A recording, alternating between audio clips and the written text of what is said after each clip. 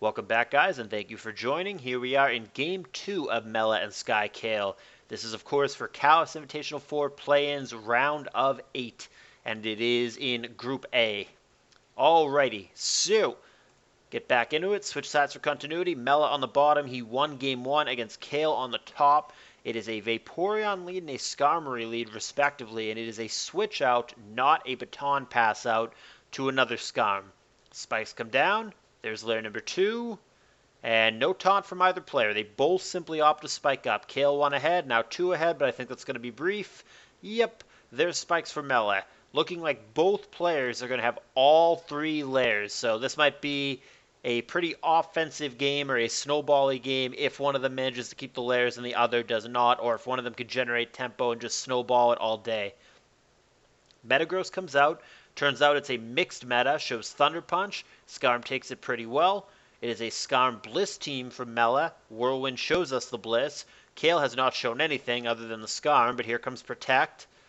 And S-Toss, nothing too cute there. No Fire Blast or Thunderbolt or some of the various scary special attacks that Bliss could have had there. It is just Seismic Toss again, 30%, and Skarm is going to opt again for the Whirlwind.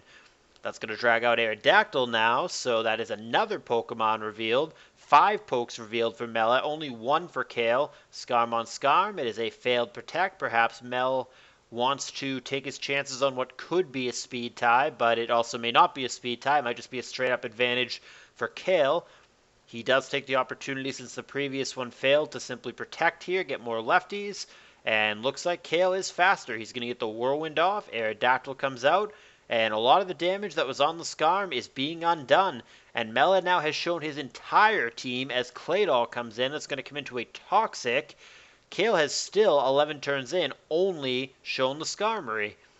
Claydol does go for the obvious Rapid Spin that gets protected against. Whether or not it has Refresh is yet to be seen, but Skarm is very healthy now, back up to 82% with all those lefties. 50-50 Protect attempt, it fails, and Rapid Spin does get off. So all that work, I mean, he did get a ton of scouting in, so it's not for nothing, but all those spikes are gone, and Kael may have to rebuild them. He's going to get at least 1 layer down. Whether or not he's afraid of the Metagross Thunder Punch, yet to be determined. He very well may keep stacking up.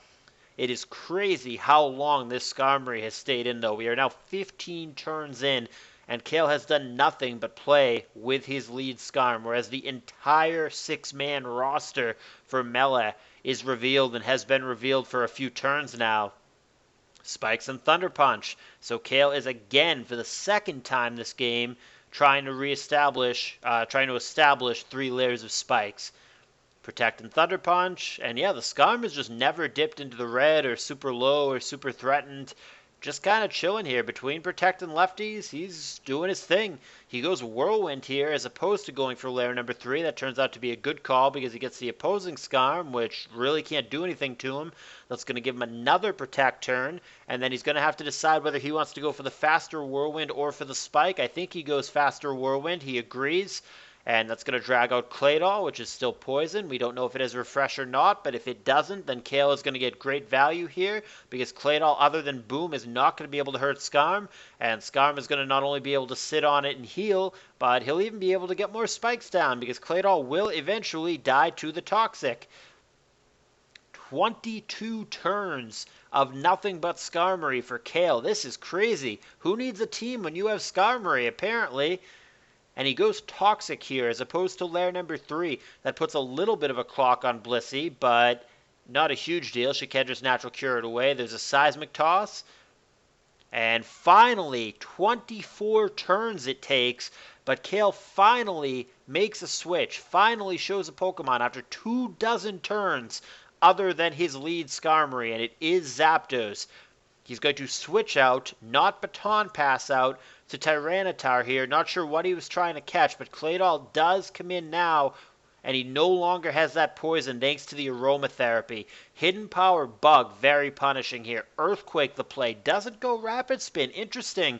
T-Tower we see is faster here. Melle may regret not spinning there. Now he has to get out of the way. And Kael going for the killing blow there with Hidden Power Bug. Could have gone Rock Slide there, but Hidden Power Bug bounces off Skarm. He goes for it again here. Might be stuck on it, actually, and there's Roar. And Roar is going to bring out Zapdos. Zapdos obviously is going to threaten the Skarm. Blissey can commit to it, as can Claydol. The only thing we've seen from Zapdos, well, nothing actually. That was the very first move. But there is Thunderbolt, and man, this is a series where Toxic has 0% accuracy. 3 out of 3 of them were missed in the first game, and here's another Toxic miss in this game. Here comes Blissey. Roar would have been clutch there for Kael. He does go for Thunderbolt. He gets a para, 10% on that. So if he gets a lucky chain here of full paras, maybe he can punish, or maybe he can bring something in on the Bliss. He instead is going to opt to fodder off his Tyranitar. He does this strategically to deny the soft-boiled from Melle. This prevents him from having the chance, and now Aerodactyl sneaks in for free. This is actually going to leave Blissey in a terribly bad place, because it's going to have to come back in on spikes next time, unless the Claydol could get a rapid spin off. Double Edge comes down for Aerodactyl. Metagross we see does have leftovers. Swampert gets revealed for Kael. He still has not shown his last poke, and this is the first appearance of the Swamp and the last appearance of the Swamp. Immediately taken out with Explosion, and we've got ourselves a 5-4 situation. Arrow on Arrow. This could be brutal if we're going for a speed tie here. Melle not comfortable with it. He goes to Skarm. It is the obvious Rock Slide. If you're going to stay in, you have to Rock Slide here. And Kael takes out the Skarm to bring us to a 4-4 game.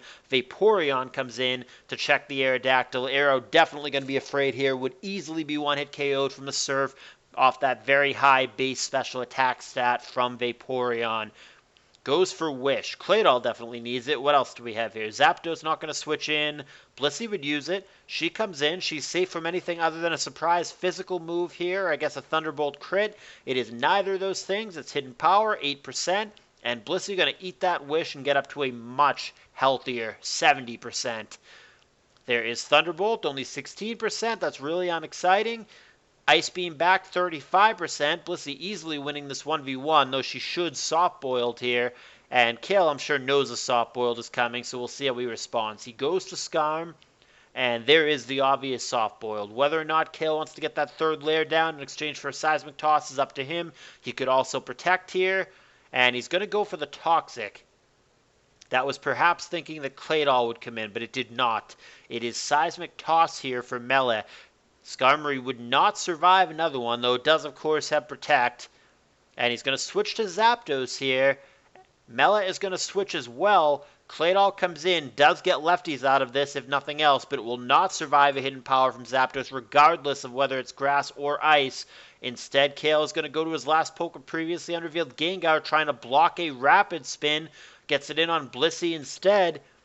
Blissey has to be careful about potentially getting blown up on here. We don't know what kind of guard it is. Well, oh boy, how appropriate. I get to use my catchphrase in the very first set of CALLOUS Invitational 4. Blowing on the nurse's face. Ugh. All over the face. That dark man just blew all over the nurse's face. CALLOUS Invitational 4, the porno, ladies and gentlemen. Anyway, getting back to it here, I don't want to miss that very crucial thing that happened. We had an Aerodactyl against Aerodactyl situation, and it looked like a really critical speed tie. In actuality, Melle's Aerodactyl used Protect. I'm sure Kael was looking at that like, WTF, you just use what now? That means that even if the Aerodactyl does have Rock Slide for Melle, which I don't think that it does, I think it's that stupid stall team that we've seen him use before. I think it's like Toxic, Protect, Substitute, and whatever filler move, Flamethrower, whatever it is. I think that the Aerodactyl doesn't even have Rock Slide, but if it did, it still would not kill the opposing Aerodactyl. So because he's got that stupid gimmicky set, I think Melle is in some trouble here. Surf, I guess, has a chance there.